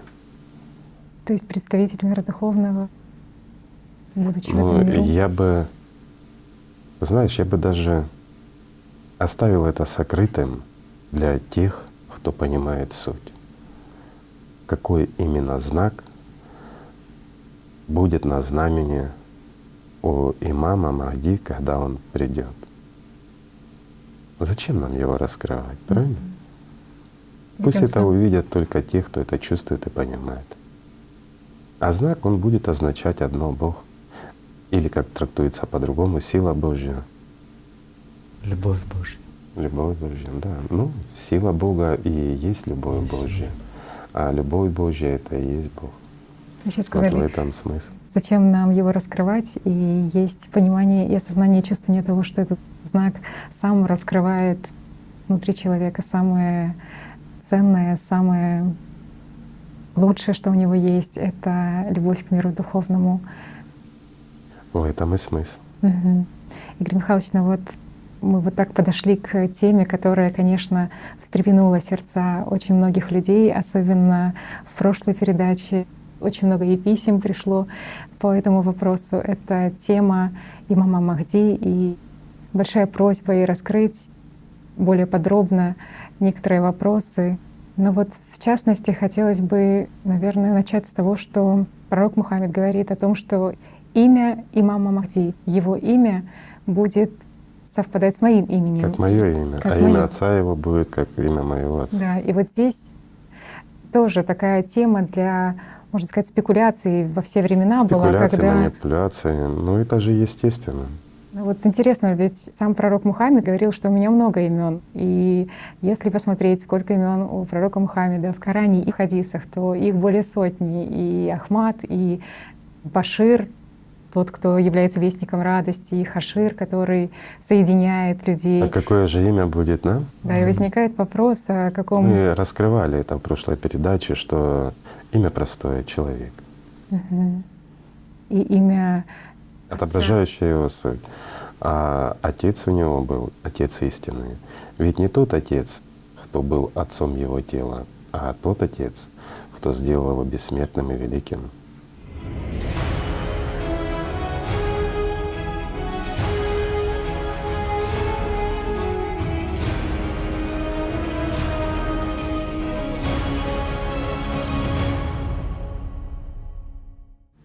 То есть, когда говорится, что он будет из моего рода, из моего семейства, подразумевается именно… А что такое истинная семья пророка мира ему? К какой семье он принадлежит сейчас? духовная семья. Это те сердца, которые Даже больше. вернулись домой. Это те ангелы, которые составляют мир Божий. Святое братство, как в Коране называют. Святое духовное братство. Святое братство. Совершенно правильно. Тоже интересно, что описывается то, что некоторое время имам Махди будет находиться в неком сокрытом состоянии, что Утесненным. да, что люди не будут его видеть, но он все равно будет вести свою, ну, как бы праведную борьбу. И вот тоже удалось найти, что, оказывается, вот это состояние алгайба, оно очень перекликается с понятием, которое было вообще в раннем исламе, с понятием лахут, которое отождествлялось с Духом Святым, которое отождествлялось с Божественным Светом. И хотелось бы тоже понять, а вот получается, что скрытое состояние имама Махди — это как раз вот это состояние внутренней благодати, состояние любви и то, что дает Дух Святой. Но он сокрыт от глаз земных и, скажем так, о тех, в ком царствуют демоны. Но те люди, которые живут миром духовным, для которых самое важное — это любовь Божья, для тех Он открыт, как открытая книга. Они чувствуют и общаются с ним. Да, и вот, кстати, про общение. Ведь очень много же людей говорили о том, что они претендуют на некое право общения с имамом, и что они получают от него божественное руководство, каким образом вести дела, каким образом как бы управлять или направлять жизнь общины. И возникает вопрос, что это за божественное руководство, и каждому ли человеку даровано вот это, можно сказать, право общения с Махди, или же это прерогатива Это не каких-то право, это авторитетов? обязанность. Каждый человек, который действительно стремится к Богу, он обязан общаться, он обязан слышать прежде всего того, кого послал Аллах. Для того Он и послал сюда, чтобы живые слышали Его. Но Он сокрыт исключительно только для мертвых, тех, кем руководят шайтаны в голове. Ведь они говорят: нет, этого не может быть. Видят, чувствуют ангела, который внутри трепещется и узнает его. Но шайтаны говорят: нет, не может быть. И люди принимают то, что диктуют им шайтаны, а не то, что говорит их ангел. Да. И именно поэтому пророк Мухаммед говорил, что тот, кто примет его руководство, тот спасется от адского огня, а кто пойдет против него, он… Да, кто полюбит его, тому дарован рай, тому, Да. кто примет его, тому… И вот ты сказала главное, кто полюбит, то есть любовь — это и есть тот мост, через который должен пройти всякий верующий в мир бескрайний и вечный. Тоже, Игорь Михайлович, вы подняли такой вопрос, что, оказывается, с одной стороны, есть те люди, которые очень ждут имама Махди, потому что Но он для них есть и те, является которые светом. боятся его. Да, но есть и те, которые боятся его. И вот И боятся это не те, кто, скажем, не знает о нем или не хотят общаться с ним, а те, кто понимает, что такое приход Махди. Они боятся не его, они боятся того, что это означает. конец их власти. Конец всего или начало нового. Но понимая суть человеческую и зная, какой властью обладает здесь Иблис, они боятся прихода Махди, ибо последние времена настают. Мгм. И это правда. У людей есть два пути. Один путь, ведущий к жизни, другой, ведущий к смерти. И приход Каима — это определение, по какому пути люди пойдут. Ведь не он определяет, по большому счету, а люди. И он принимает их выбор. Он приносит им суть. Принимают они ее, значит, живут. Значит, будет как раз тысячелетнее царствие, скажем, с Аллахом, а не сатаной. А если они выбирают сатану, это их право. И тогда исполнится такое пророчество. а ведь на самом же деле в хадисах и говорится именно о том, что приход имама Махди, он ознаменует наступление новой эпохи, что это будет возрождение ислама в чистоте своей, и что интересно, что он не привнесет вот новую религию. Религию привносят пророки. И последний пророк — это Мухаммад мир ему. Ведь нет других пророков и не будет. Игорь Михайлович, ну, как говорят хадисы, когда придет Каим, одно из эпитетов имама Махди, то люди будут толковать против него Коран и спорить с ним посредством Корана. Но разве не так?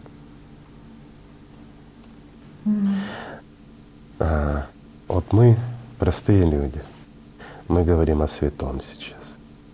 А сколько толкований против нас пошло с той стороны? И кто возмущался? Ангелы? Нет, они радовали. А кто? Вот и ответ. Хотя именно о Махди и говорится, что он именно есть толкователь истинного, настоящего смысла Корана. Смысл, подчеркиваю. Суть А не Корана. каждой запятой, которую поставили люди. Да. А получается, вот эти люди, они прячутся за эти запятые для того, вот о какой власти я говорил. Я именно эту власть имел в виду, власть над электоратом, потому что Конечно. в них живет этот страх, они боятся, что Махди раскроет суть ислама, И что они потеряют власть да, над над людьми. То есть А что сказано? Что ни один человек не должен иметь власти над другим человеком. Мгм. Разве не так? И так будет. И к этому люди придут. Или не будет вообще ничего. И там, где был мир, не будет ничего. Мир, я имею в виду, весь материальный мир. Игорь Михайлович, ну вот мы сейчас говорили о людях, которые как бы выбрали для себя вот этот путь власти, да? Но ведь они, почувствовав Махди, тоже могут изменить вектор своего направления. Они... Это всего лишь люди. Ага. То есть каждый человек может отказаться в любую минуту от... От служения сатане. Ага. И власть можно использовать по-разному. Мгм. Ведь власть называет тот, кто служит сатане, а возможностью, скажем, и ответственностью называет, какой бы ни был пост, тот, кто служит Богу. Ведь это всего лишь ответственный пост, который кто-то должен исполнять. И когда человек понимает, что он здесь временный, но он получил возможности что-то улучшить, и он делает все, чтобы сделать правильно и хорошо для людей, но сделать так, чтобы это было угодно Аллаху, это правильный руководитель. А тот, кто поступает по-другому, тот власть имущий. Мгм. И разница между руководителем и власть имущим огромна. Это как рай и ад. Интересно, что говорится, что духовные знания будут жить в его сердце. И вот тоже как это трактовать? Для того, чтобы понять вот это, что ты сказала, нужно понять, кто он. Ведь в его сердце, как говорят, кто? Бог, любовь, мир духовный. Он Люди сам будут видеть является. всего лишь тело глазами земными. Но кто прячется в этом теле? Кто стеснен в этом наборе молекулярной? одежда. Всего лишь одежда. И в этом суть. Великий Дух. Тоже хотелось бы поделиться тем, что написано в хадисах по поводу того, что сделает Махди, каким будет мир. О, по-разному трактуют. Мы уже обсуждали в прошлой передаче. Мгм. Что ждут от него люди, что он должен прийти и сделать? Забрать у одних и отдать другим? Ну да, с одной стороны, вроде говорится о том, как приумножится ума, какие урожаи будут, и сколько всего хорошего в материальном плане прибудет для верующих. А я проще скажу. Разве придет Махди и будет засевать ваши поля? Разве он будет собирать урожай? Он сеятель. И он же тот, кто собирает урожай. Но урожай другой. Не материально. Он сеет истину и собирает ангелов под крылья свои. Это его работа. А засевать поля и собирать урожай пшеницы или еще чего-то — это удел людей. Игорь Михайлович, и вот говорится о том, что он очистит подлинную веру от всех ересей, от всех наслоений, и что будет единство всех верующих под его Нет. руководством. Он расскажет лишь всего лишь суть, то единое зерно, которое заключено во всех религиях. Он всего лишь расскажет об этом. А вот принимать это и очищаться ли, это все зависит от людей. Если они примут то, что расскажет он, они очистятся от ереси. Они примут, останутся с ней. И вот ты сказала ключевое. Люди всех религий объединятся в одну большую семью. Ведь любая религия, она призывает к Богу. И любой храм — это храм Божий, а не храм мусульман или христиан. Ведь молитесь вы одному Богу, Да. значит, это мой Бог. И Ему вы молитесь. Разве вы не одна семья? Мгм. Каким бы именем Разве ни не так? называли. Совершенно правильно. За что спорят и борются люди? За эпитеты. Эпитеты разделяют. И желания тех третьих, которые хотят, чтобы вы видели в них посланников богов, которые уподобляются тем, кто приходил сюда и привносил знания. Разве не так? Мгм. Сколько людей поставили себя, пытались поставить себя вровень с самим пророком мира. Еще при жизни были. Еще при его жизни, а после смерти сколько. Потому что им нравилась слава его, но они не видели той боли и печали, которую испытывает он за каждого из вас. Разве не так? Никто не взял его боль, но все захотели его Близко славы. этого. Конечно. Ведь я не зря привел пример о алмазе и бриллианте. Ислам подобен алмазу. Но кто видел настоящий алмаз таким, какой он есть? Он практически не отражает солнечных лучей. И он кристально чистый и просматривается насквозь. А бриллиант? Бриллиант, он блестит, Блестит. Мгм. и не видно его внутренней сути. Разве не так? Да. Много граней. И много граней. Игорь Михайлович, вот сейчас сказали про то, что было много тех, кто желал уподобиться Мухаммеду, а ведь и такая же история с имамом Махди, как много в мире во все времена было тех, кто спекулировал этим именем, кто… По диктовку дьявола. Ведь что творит тот же Иблис? Он присылает лжецов, которые в мирное время или военное время используют имя того, кого ждут верные Аллаху. Мгм. И он представляется именем посланника и создает для себя власть земную. И что они делали? Распределяли чужое к себе. Разве не так? А для чего это все было сделано? Для того, чтобы закрыть глаза тем, кто будут жить в последние дни. Или не в последние. И ведь они должны решать, последние это дни человечества, или же это наоборот, последние дни мучения человечества. А как они увидят, когда столько раз приходили, их обманывали, столько раз сатана присылал лжецов? Игорь Михайлович, но есть действительно люди, которые чувствуют и слышат зов имама Махди, и это люди, которых не останавливает ничего на пути к нему. Они приходят для того, чтобы выразить и засвидетельствовать ему свое уважение и почтение, чтобы стать в ряды армии Махди. И что удивительно, что среди этих людей превалирующее большинство именно женщин. И их, конечно же, не останавливает ни территории, ни языковые барьеры, ни какие-то козни и уловки их сознания. Ничего не останавливает женщин в том, чтобы… Ну не только женщин, но и мужчины же. Но женщин действительно больше. Почему такая вот…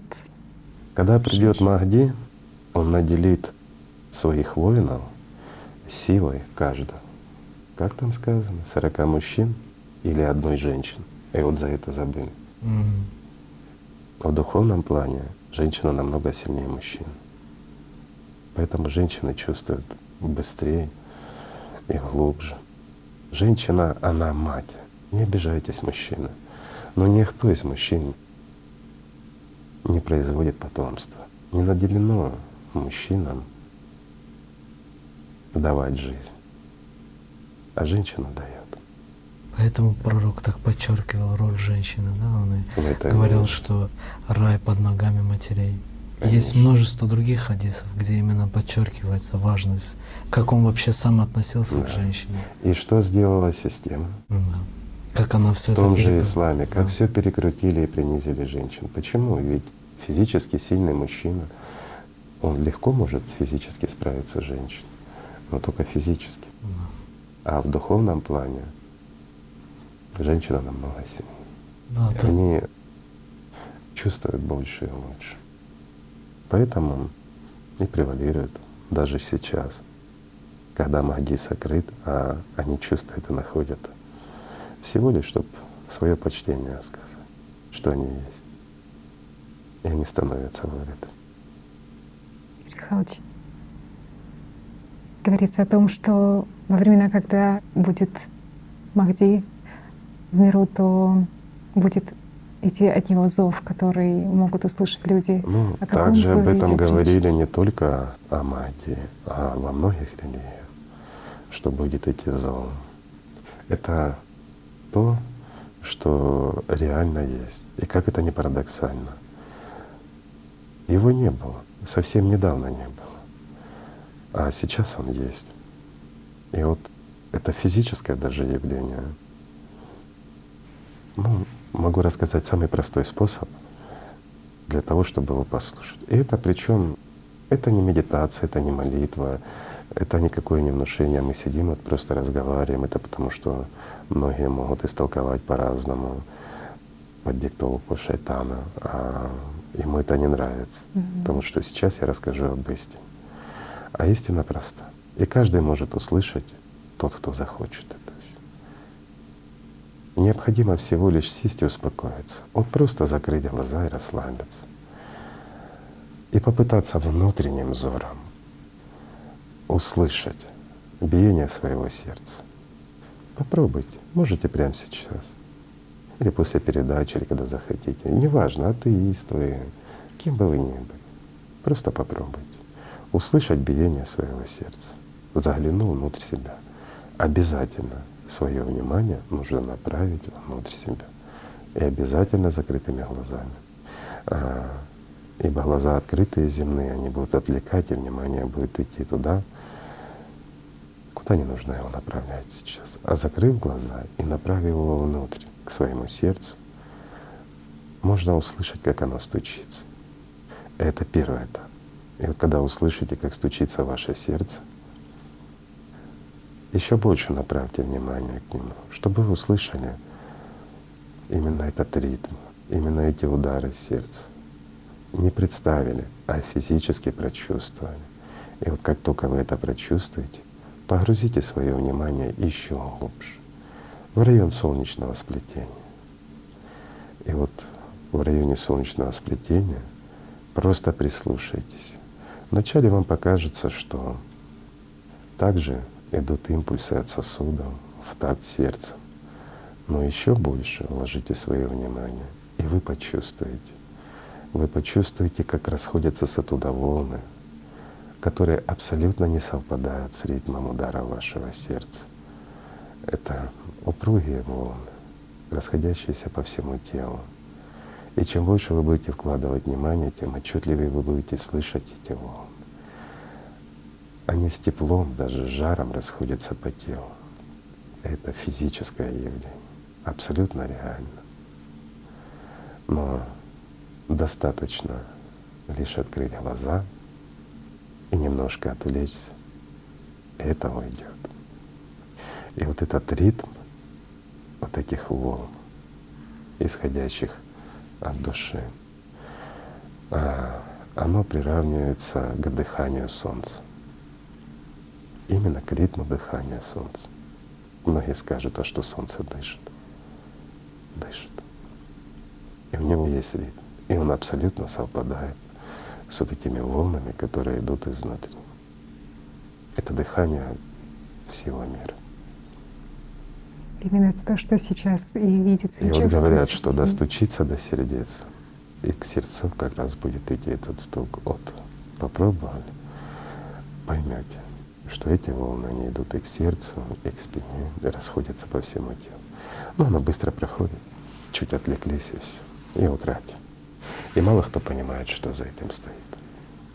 Это никакая не фантастика, это реальность, которая в принципе доступна любому человеку, который способен хоть немножко успокоить своих шайтанов в голове и способен направить свой взор внутрь.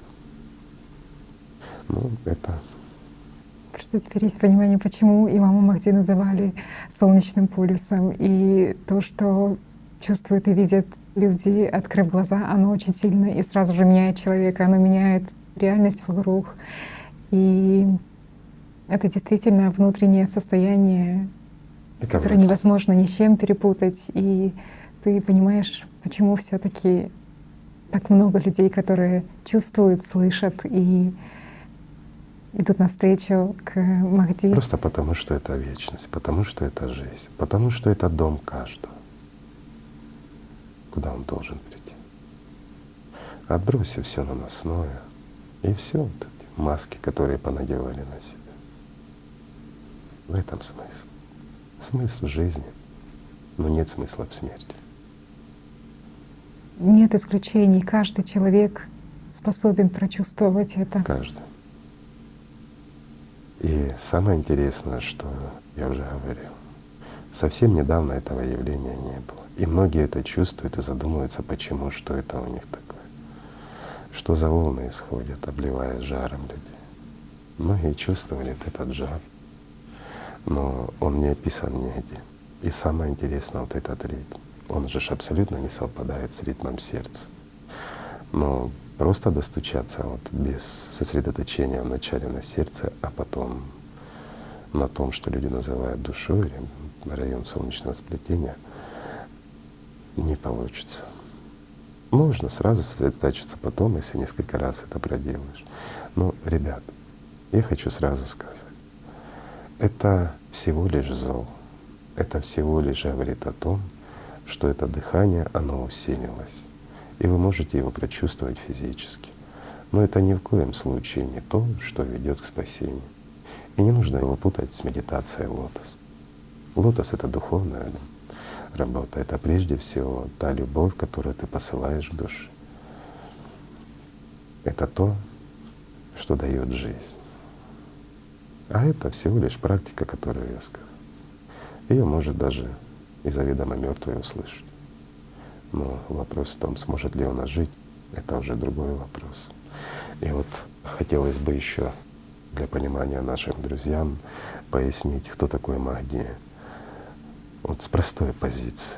Махди — это эпидемиолог, врач, который, скажем так, направлен сюда для того, чтобы остановить эту пандемию сатаны, которую он здесь устроил. Ведь действительно, те ангелочки, которые спят в каждом из вас, мои друзья, они просто инфицируются теми демонами, которые у вас в голове, которых вы воспринимаете как самих себя. Эта инфекция, вот, она просто убивает этих ангелочков.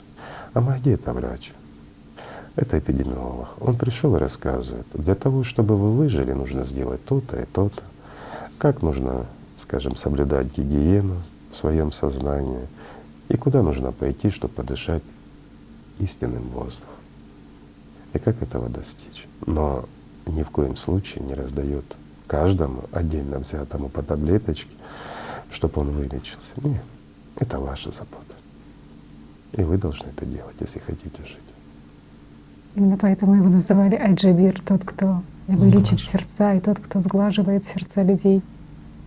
Игорь Михайлович, вот интересно, что говорится, что когда имам Махди, когда Каим будет здесь, то к нему присоединятся 13 женщин, которые будут вместе с ним, которые будут врачевателями сердец и залечивать раны людей. Что имеется в виду? Ну, имеется в виду как раз как возрождение сестер Аллат. Ведь до конца не рассказывается, а когда-то знали, когда придет Махди, и если мир выберет жизнь, то возобновятся сады райские. А сады райские невозможны без сестер Аллат. Интересно, что как. Он уйдет, а они останутся. И 1000 лет будут держать сатану, они, скажем, в бесправии что-то сказать людям или как-то помешать. Игорь Михайлович, а что такое сады райские? Ведь так много об этом говорится. И Кааба, и территория вокруг нее называлась садами сестер Аллат, и рай называют сады пристанища. Вот в отличие от сестер Аллат и сады райские, это всего лишь ассоциативный образ прекрасного там, где хорошо дышится, и там, где хочется находиться. А вот сады сестер Аллат — это реально существовали когда-то сады, в которых пребывали те, кто стоял на страже, скажем, и держал вот этого, кого мы называем сатаной, крепко-крепко запечатанным, чтобы он не мешал людям жить. Это было золотое тысячелетие. То, к чему стремится каждая душа, душа каждого человека. И то, к чему призваны, скажем, все люди мира. построить именно такое тысячелетие. И то, что должно быть вообще-то не только 1000 лет, а всегда в миру среди людей. Всегда и всегда это будет. Но на то и дьявол. Игорь Михайлович, вот тоже очень ценно и интересно, что говорится в хадисах о том, что у имама Махди не будет нужды заниматься какими-то популистскими призывами, чтобы его признали, что А именно зачем? сами люди почувствуют ту духовную сущность, ту высоту духа и его дела, и Вот его… я сказал только что и сравнил имама Махди с врачом-эпидемиологом. Я ведь не назвал его врачом, патологоанатомом. Ведь задача имама Махди не в том, чтобы собрать мертвых, а в том, чтобы помочь живым. И в этом смысл. А ведь он ведомый Аллахом, Фисабиль Аллах его называл, один из эпитетов тоже. Тот, кого ведет Аллах, и еще другой эпитет, тот, кто ведом истиной Ведомый. и способствует тому, что другие могут прийти к истине. Конечно, в этом его функция. Ну, Как раз привести людей к истине. Или же как того же врача суть, чтобы люди выздоровели. Поэтому пророк говорил, что тот, кто не почувствует и не узнает Махди, он умрет смертью времен невежества. Умные поймут сейчас, что произошло. Остальным это не надо. Игорь Михайлович, тоже говорится о том, что его будут узнавать по его личности и по тем делам, которые будут в миру, и то, что его деятельность будет направлена на все мировое сообщество, что во всем мире будет распространяться истина. И, конечно, по этому поводу очень много непониманий, потому что многие полагали, что для того, чтобы распространить истину на весь мир, необходимо, чтобы Махди был везде. А он везде. Везде, где есть жизнь. Ибо я бы его сравнил с дыханием жизни. То, о чем мы только что говорили. И он в каждом, кто принимает его. Вот вы сказали дыхание, Игорь Михайлович. Вспомнилось такое есть понятие сакина. Одно из пониманий — это приятный ветерок рая. И вот тот, кто чувствовал сейчас, он может… Верное дуновение ветра, да. То есть он именно тот, кто вот как Аль-Джабир, да, а чем сглаживаются сердца? Именно вот этим приятным ветерком рая. Кстати, Только так. возвращаясь к сестрам Аллат, о них тоже было сказано, что они птицы небесные, которые могут приносить вот это сакину, то есть распространять парящие птицы. Ведь суть сестер Аллат как раз заключается в том, что они не на земле, не на небе. Они, будучи в телах, здесь находятся там. И их суть, когда уйдет Махди, оставить эту жизнь, оставить это дыхание и держать его. Это дыхание сдерживается там. Но опять-таки они будут сдерживать его тогда, когда люди откажутся от диктатуры зверя внутри себя. От того, что он им нашептал, Конечно. то, что он предлагает. Да. Если они выберут жизнь, тогда это будет так. Да. Но если они скажут, не нужен нам Махди, нас устраивает дьявол, мы хотим пожить пусть немножко, но достойно человека, а достойно человека сейчас оно все немножко изменено. Если раньше то, что достойно человека, это считалось как раз обретение жизни вечной, то сейчас власти, наслаждение, Богатство. Да. да, и мы видим, что как раз вот это изменение, вот эти желания, которые навязываются шайтаном, они легли и в подмены понимания, что такое рай. Возлежать на подушках, ничего при этом не делать, все тебе угождают, но в это же время ты ешь, потому что раз ты лежишь, ты должен есть. Ведь это логично. И какую хочешь птицу, то и возьмешь. Но съев ее, и вот здесь вопрос: а что же это за рай, если в нем убийство? Ведь ты же съедаешь птицу. И какой выход им подсказал шайтан? Кости не ешь. И мясо нарастет по велению Аллаха. Аллах властелин всего. Но поверьте, и птица, и мясо, и ваши кости принадлежат сатане, а не Аллаху. Да. Игорь Игорь Ведь Михайлович? даже наше тело, это же оно принадлежит Это сатане. мертвое, заведомо мертвое. И пророк И тоже состоит говорит. оно из мертвых. И в теле каждого из вас есть частички миллиардов звезд и миллионов других людей. И об этом стоит тоже подумать. Игорь Михайлович, когда вы рассказывали, каким образом человек может почувствовать зов Махди, вы, проводя человека, говорили про солнечное сплетение. И интересно, что тоже вот вспомнилось, что в Коране истинно верующих людей сравнивали с пчелами, которые ничего кроме благого не принимают и ничего кроме благого не дают. И интересно, что в Коране говорится о том, что из брюшек этих пчел будет исходить питье разных цветов, ну кто-то трактует разных оттенков, разного цвета или нектар разных цветов, который будет Так же, как врачевать солнечные людей. лучи, когда проходят они через капли дождя, они раскладываются на разные цвета. Дыхание солнца. То, что чувствуешь, соприкасаясь с духовным миром, это же тоже Это описывается. бесконечные краски, любовь и радость. Это бесконечные оттенки счастья, которые никогда не заканчиваются. И они переполняют сердца достойных. Именно поэтому в Коране говорится, что кого Аллах желает наставить на прямой путь, тому Он раскрывает грудь для ислама.